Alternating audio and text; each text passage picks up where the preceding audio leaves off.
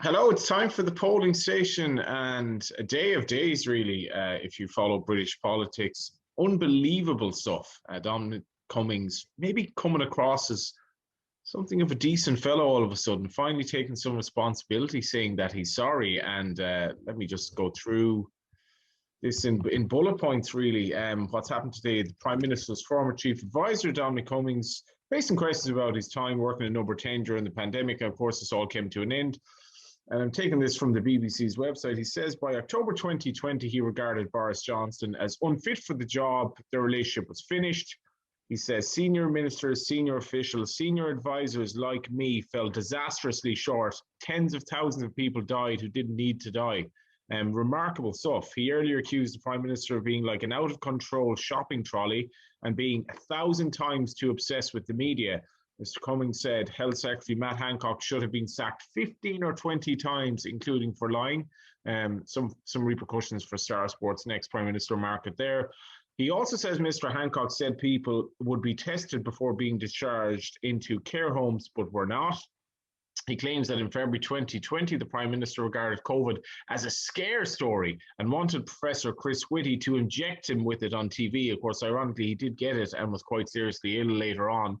Mr. Cummings said he heard the Prime Minister say in October, and we have mentioned this on polling station before, that he would rather see bodies pile high than have another lockdown. The ex-advisor says he's extremely sorry for breaking lockdown rules to visit Barnard Castle with his family last year, which is a different tone to the one that he obviously adopted when questioned after that incident.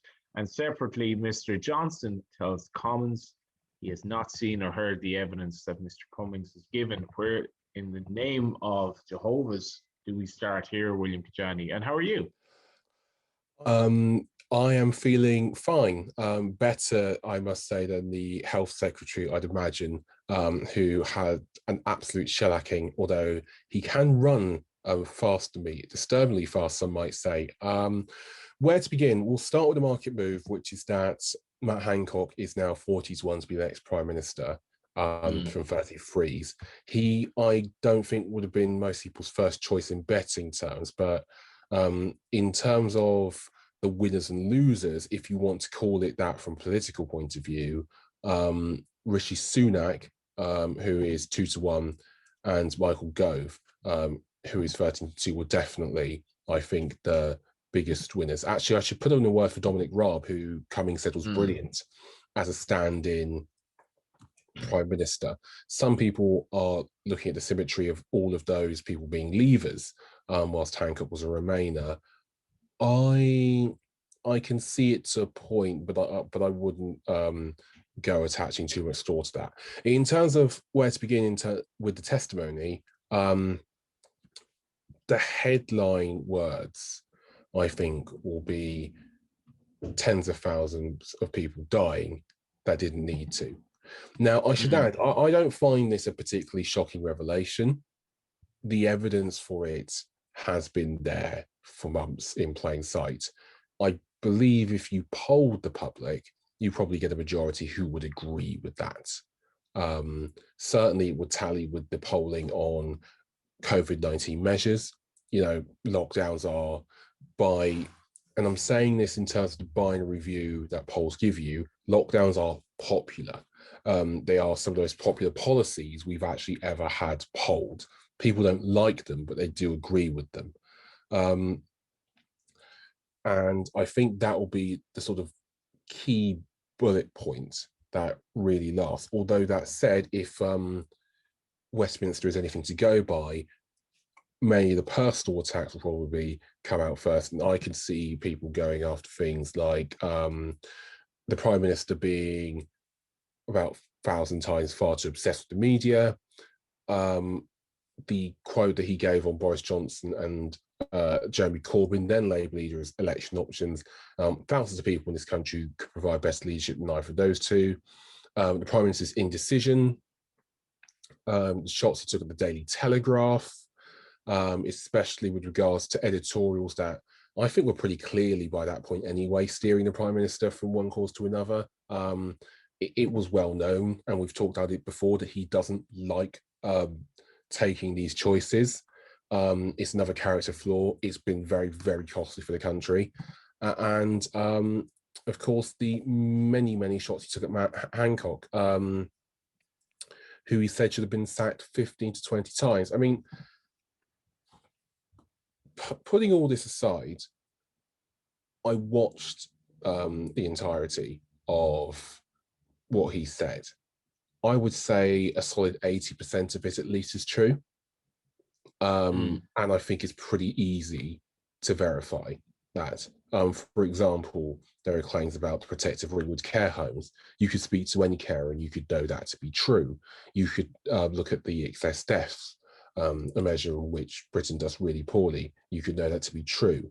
On things such as testing, it depends, I think, on which numbers you have, but it doesn't seem incredibly far-fetched to me to suggest that we were generally 2 or 3 steps behind, having had the benefits, and I say benefit, of course, in this context of being able to look at Italy and look at other places in Europe.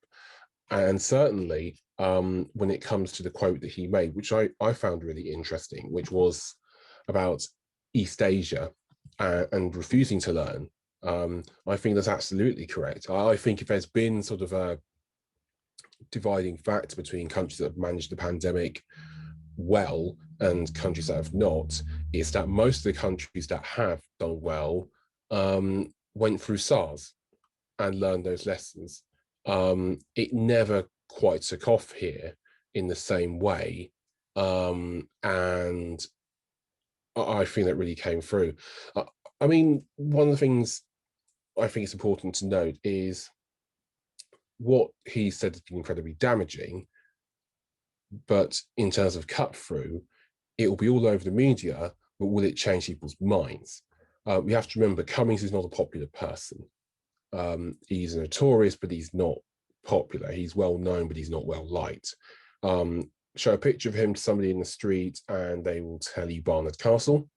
By the way, on that note, his explanation for Barnard Castle I found to be believable, but also contrived, because let's say it was a security issue, right? Which is it sounds entirely plausible. It is entirely plausible. What was all this about his sickness? Now, it's possible he was feeling very run down because he had COVID and he was also under some sort of threat. But it just sort of puts into context how balmy, and to be fair, he said this himself, the story of last summer was. And I think stuff like that will play, because what we're looking for here, potentially if you're watching market moves or whatever, is basically, do people believe Cummings? Which I think might be a stretch for some. He sounded very credible today. I have no doubt a large majority of what he said was true, but you know, people trust Boris Johnson when they do Dominic Cummings, and that's saying something. And then do people get angry, and do they really show their displeasure in ways that could really meaningfully impact the Prime Minister? You know, or does Matt Hancock become the fall guy? It's a really difficult political situation for Boris Johnson now, because if Hancock goes, it's almost an admission of guilt, because Hancock was Johnson's hire and has had his confidence. And then, of course, you know, what does it say about Johnson's leadership? These are all the worst fears we had realised, that you wouldn't be up to it in a crisis. And I think that very much came out today. I guess there's an element of what you're saying here is that in the voters and the British people, they just don't care enough about this. They've had enough of COVID. They've had a year and a half of this. They're happy to move on. They've been vaccinated a lot faster than their European counterparts by and large. And they'll just get over this very quickly, while all these revelations and claims today just probably won't influence Boris. And in fact, he might even garner some sympathy because of, you know, Cummings is obviously, their relationship has fallen apart as well, and there could be an element of sour grapes in this. Yeah, whilst Cummings is very dangerous to Johnson because he can say and do things like today, he's also not really popular or loved enough for it to have, I think, that cut-through effect.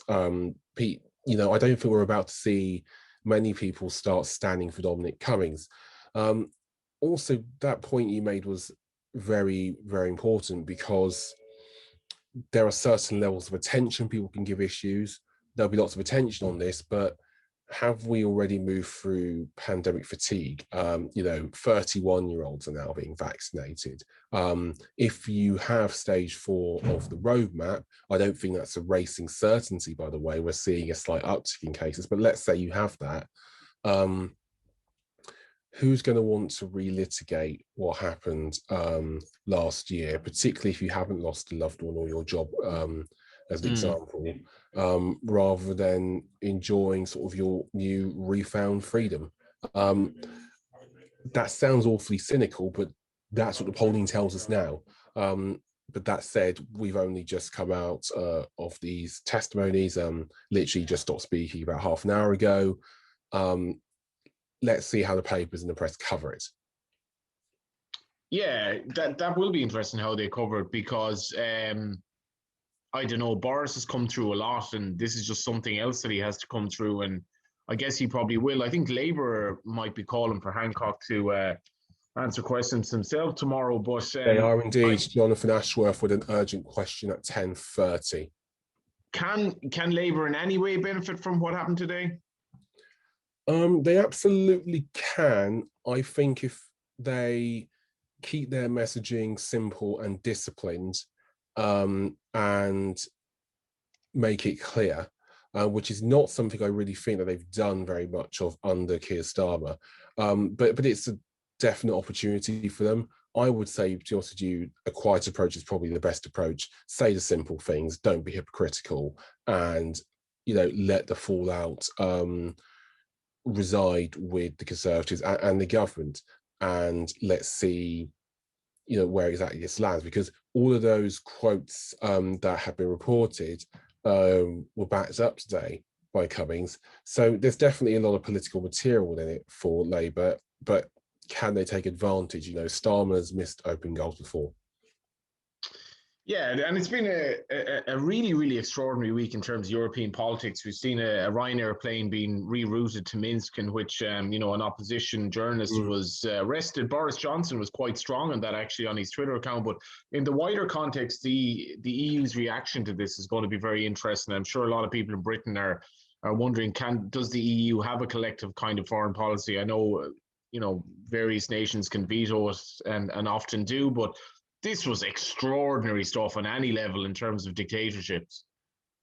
Yeah, it was literally like something for a film. It was like one of those things you see from a movie, or The Bourne Identity, or Bond, or something. I mean, if you haven't heard the story, not that I think it's got a huge amount of political betting relevance, but if you haven't seen it, you really absolutely should go and look it up. I mean, just on one thing, this is going to put Dominic Raab, who's 16-1, I believe, to be the next Prime Minister, back into the spotlight in quite a big way. And with Raab, he probably avoids, in COVID fallout terms, most of the anger. He stepped in for the PM. He wasn't behind the lockdown implementation or delay.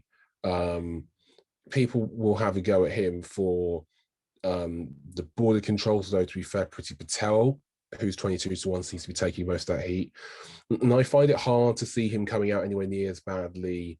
I don't think he'll have an inquiry before the next election, but in the general fallout, I don't think he has terribly tough choices to make like Sunak does, and I don't think he's going to get the brunt of things like Hancock will or Johnson will.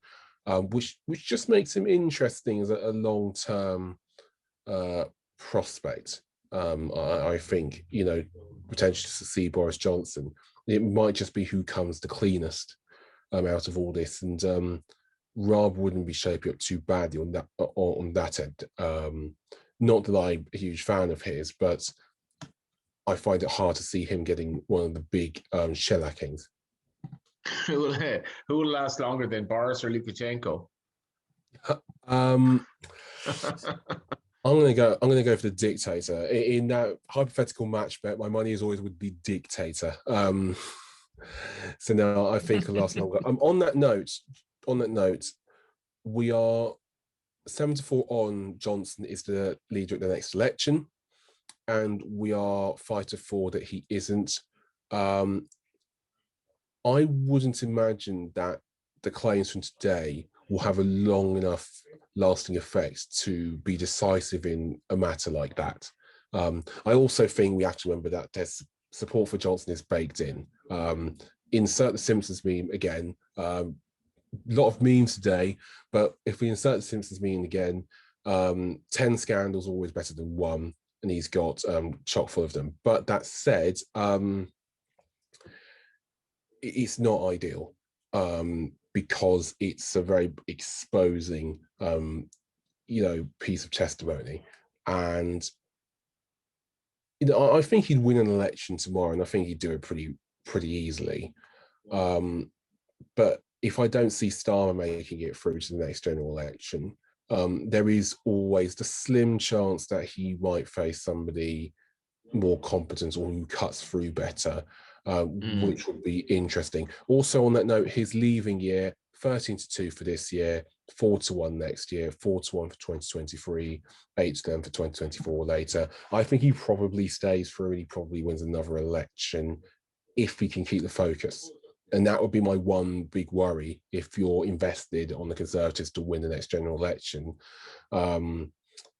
Does Johnson have the focus? Does he have the will to be around in the job this long? If he wants it, I still believe he'll be Prime Minister for eons. But I wonder at what point he decides this is all too much. Extraordinary stuff, William. Yeah, sometimes we live in. I just want to end with a way with the Spider-Man meme of everybody pointing at each other, because I think that is probably a right note for today. I mean, just absolutely extraordinary. Most of it, I think, true, which I think is a damning thing that somebody can say that about the Prime Minister and people not really bat an eyelid. I thought somebody mentioned it. It might well have been, I think it might have been Alan White, who's the editor of Politics Home. Do forgive me if I've gotten that wrong. Talking basically about how Cummings was talking about Johnson and his distractions because of his divorce and his situation with Carrie Simmons, who was very angry about press coverage, according to Cummings, and writing the Shakespearean novel, apparently. And all this happened in an inquiry where, where we've had over 125,000 people die and nobody bats an eyelid, which I think sums up an awful lot of it. You might say, as Deputy Cabinet Minister or Deputy Cabinet Secretary Helen McNamara said, I think we're absolutely fucked. I think we'll end on that note. Yeah, sad state of affairs, I guess, that you can kind of almost just forget about what's happened and just move on and kind of emerge unscathed. Thanks a million for your time, William. Thank you very much for yours, Johnny. Yeah, that was the polling station. What a day in relation to the evidence given by Dominic Cummings. But yeah, lots of interesting times ahead, and we will talk to you next week here on Star Sports. See you then.